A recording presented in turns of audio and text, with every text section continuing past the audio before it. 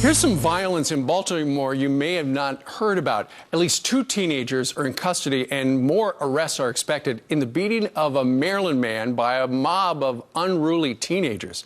61-year-old Richard Fletcher, pictured right there, asked them to stop fighting in front of his house by his truck when they turned on him and beat him so badly we can't even show you the images on TV. Trust me, they're terrible.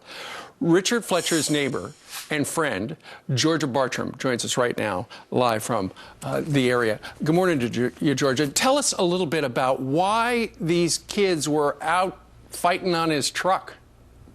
What happened was the students were leaving school from the Baltimore Community High School, and what happened was they passed through our neighborhood to get to the MTA buses. Okay. 2 students started fighting.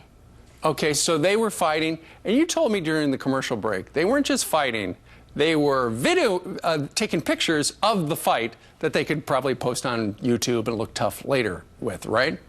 Yes, they were on vehicles taking video with their cell phones. Okay, so he saw them, he went out and did what? He went out basically to tell them to please get off of his truck, and when he did, he was just attacked, brutally attacked. By how many people? Around 39 students. Are you kidding me? No.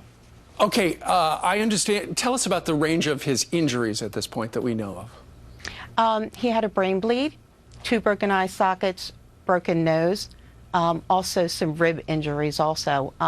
Lacerations, he's going to need plastic surgery.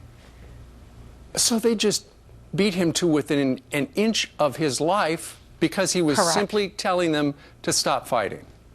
Correct. And to get off of his personal property because they were in his truck. Yeah.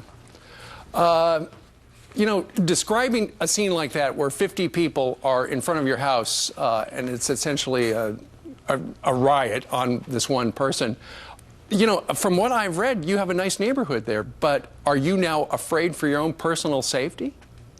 A lot of the residents are afraid because the students do go through and they walk up the middle of the street. They vandalize the cars, and this was a heinous act against a resident in our community, and we can't tolerate it. So we're coming up with action items, and we are getting them bussed out of our community. Okay.